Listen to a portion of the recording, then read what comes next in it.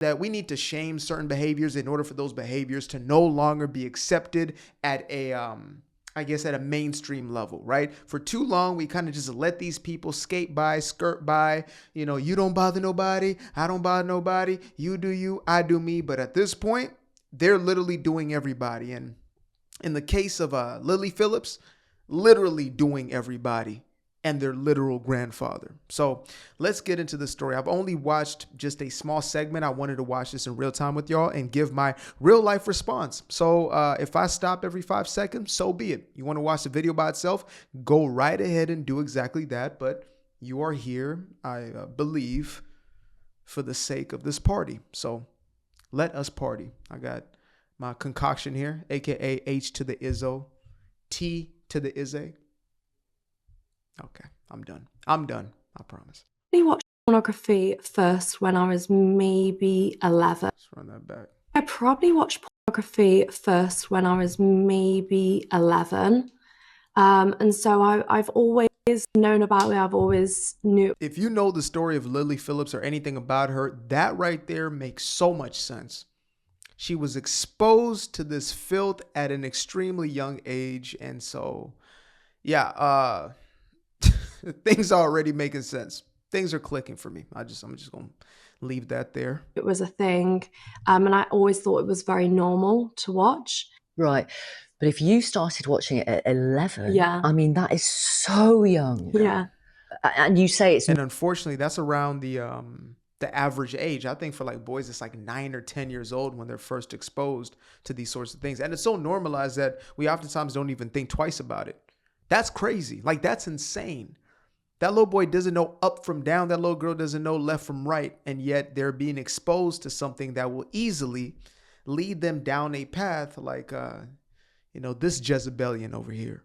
Normal. Can you describe how it has influenced you and your brain and your outlook on sex? You know what? It actually made me really confident and learn a lot of things. I always watch for body language. What is their body saying that their words are not saying? If y'all notice here, mind me if the screen is a little small. Actually, I can probably do one of these here. So if y'all notice when she's speaking of confidence, it's like something I pointed out in the video on Ellen Page. It's like Elliot Page or something now, the pretend boy. And she speaks of how much she loves the decision she made and like how basically it's been the best thing that happened to her, etc. Basically removing all her girl parts and pretending to be a boy, getting on all those hormones and things of that nature. Yeah, you could see it all over her that she was incongruent. She was saying one thing and her body saying a completely different thing. So just watch this right here. And you say it's normal. Can you describe how it has influenced you and your brain and your outlook on sex? You know what? It actually made me really confident and learn a lot of things. I mean, that's mostly how I learned through pornography. And that right there is diabolical. When you have a reference of intimacy through adult content, you are doomed to have failed relationship after failed relationship. This has been proven through the studies.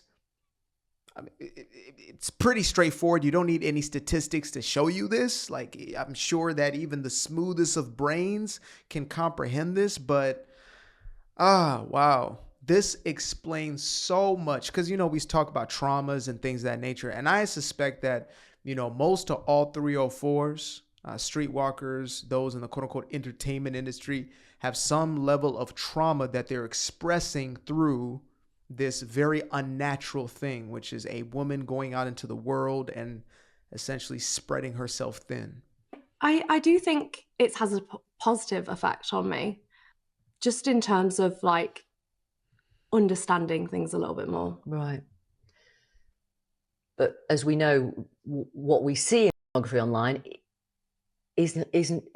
can be extreme. Is not normal. It depends what type of pornography you're watching. That's what I would say. Okay.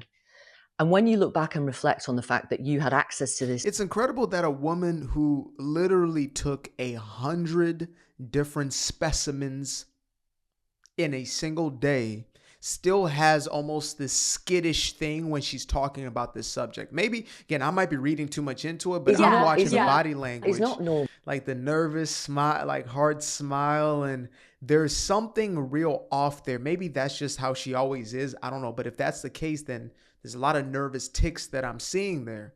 And again, that's symptomatic of somebody who is not comfortable, especially in a subject matter that you're talking about like that.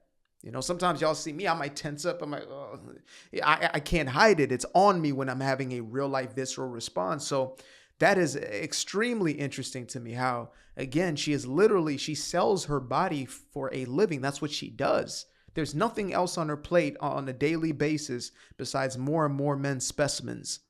And yet she is still kind of timid or, hesitant when speaking on certain things.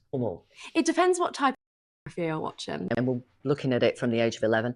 And not just you, any Gen Z who's got a smartphone. Yeah. Does that suggest to you that maybe your generation has been let down by politicians or the tech companies or even parents? I think it's hard because this is a part of life, and I don't. But not when you're 11. Well, I think you should be learning from it from that age. Whoa, okay. So there's a difference between the actual education as opposed to being exposed to.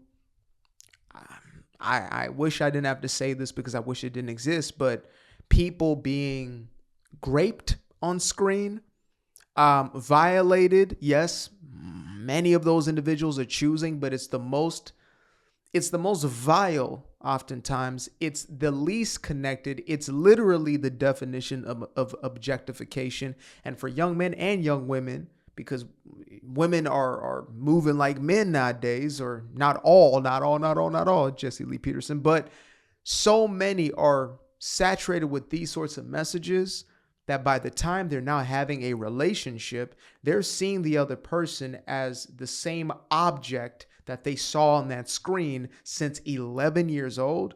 That's a problem. Even to enter those sites, you're quote unquote supposed to be 18, but of course that's not the case. And I mean, think about social media that's now pushing the softcore version of it. That would have been harder core back in the day. That would have been in magazines, what we're seeing on social media nowadays, right? But now it's just kind of culturally acceptable and, well, it is what it is. Boys are going to be boys and, well, they have to discover themselves. No, absolutely not. That's not self-discovery. What that is stealing a child's innocence away. And if we really want to get down to it, we can go down the statistics of, let's say, men in prison. They say one of the, besides fatherless households, one of the greatest contributing factors, especially to those with violent crimes, etc., is the fact that they watched or were addicted to this sort of content. And now she's a producer of it, so of course she has to defend it. But it's crazy because she's saying an 11-year-old it's okay to be exposed. She's the type of person who wouldn't mind an 11-year-old subscribing to her OF. Yes, it's a parent's duty to, monitor everything, but she would not care if there's an 11, 12-year-old because she believes it's okay because of her own trauma. And yes, that is a trauma. We think, again, because it seems like something fun or pleasurable, whatever it is, it's not having the sort of impact that it's having. But I think once we begin to tap more into a spiritual level or into mental, emotional, the unseen realm per se, and we stop being so physically focused, we start to realize just how detrimental when you start to try to build relationships or when you have your own kids. And if you're a sane person, you're not some type of creep freak, you're not some type of, kind of mentally maladjusted individual. You have your own kids, forget about it. Them type of opinions won't even exist anymore. Again, unless you're narcissistic, etc., absolutely not. I do believe that because that's when you start to think about things like that. But learning, maybe not. Maybe not learning from pornography, but I do think understanding it more from that age would be helpful. Is there a direct link between you watching pornography as you grew up and the decisions you've made to do what you do now? I think maybe. I mean, I don't know a life without pornography, so maybe. Okay, well, at least she's honest about I don't know. I'll be honest, folks. She does not seem like the brightest bulb in the light shop. Just put it that way. But at the very least, it seems like she's trying to be genuine, even though there's a lot of suppression there. You know, I actually wanted to do this video a while back. Not this one. This is just a recent viral clip. But I wanted to do a video on the subject of how every 304 is at some level mentally ill or at some level maladjusted.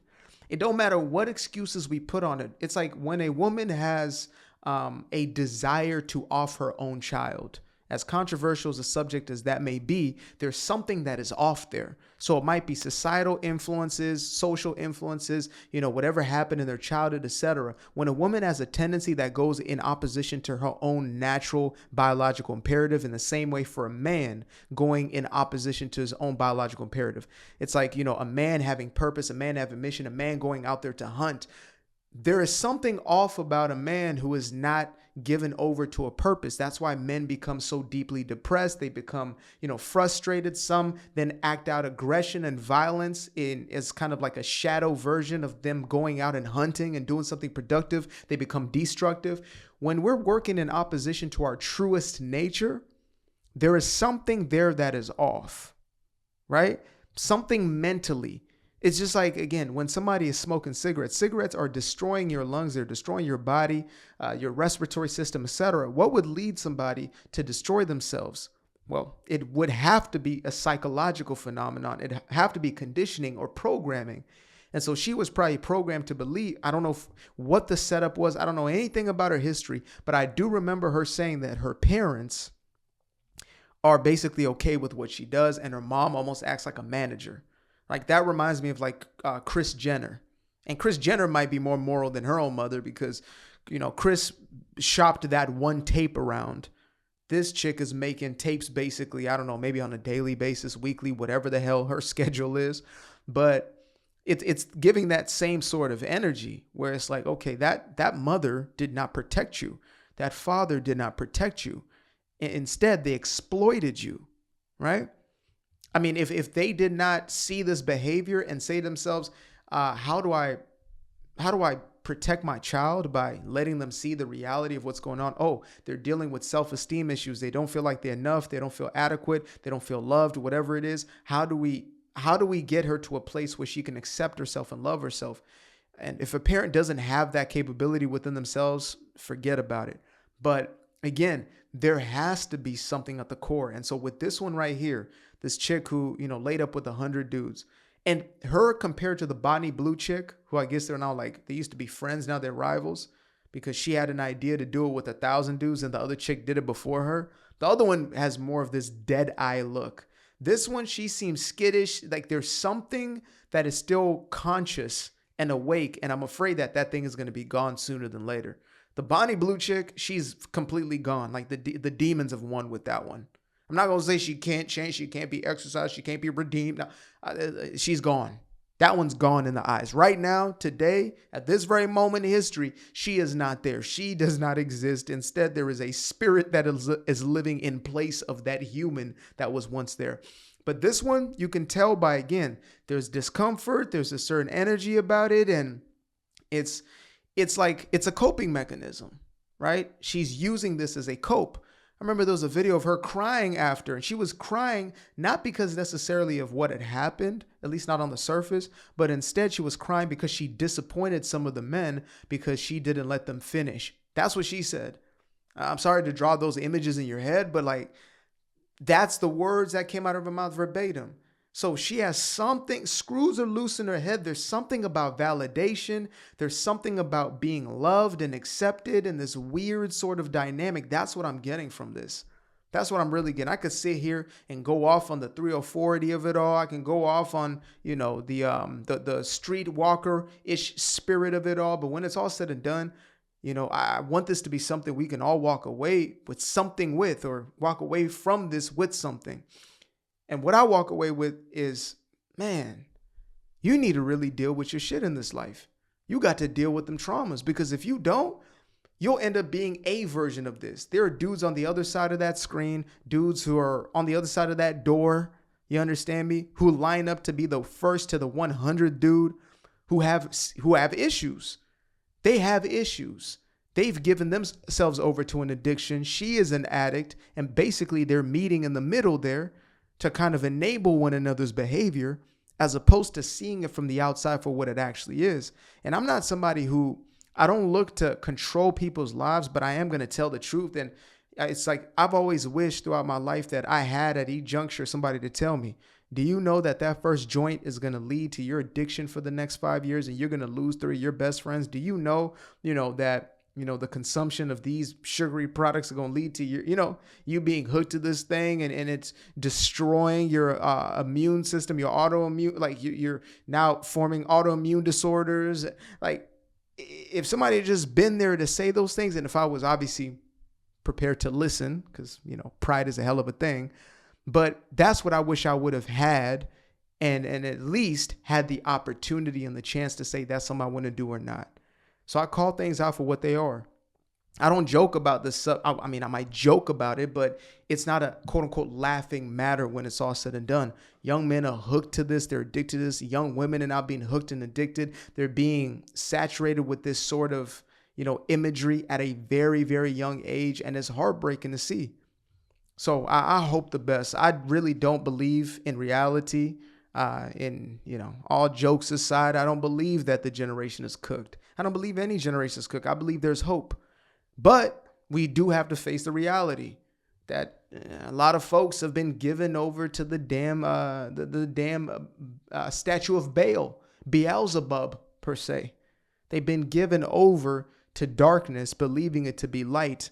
They have been sold the idea that these things have no effect on you, when in truth, they affect every aspect of your humanity. And when you're rid of them, it's not only you realize you don't need them, but you're so much more powerful without them. Simple as that. I appreciate you guys for tuning in. Now, if you'd like to stay around, make sure to click that little subscribe button down there, or you can show some love by going to the description below and clicking on the button titled Buy Me a Coffee. Leave a little something there, or click on the Cash App.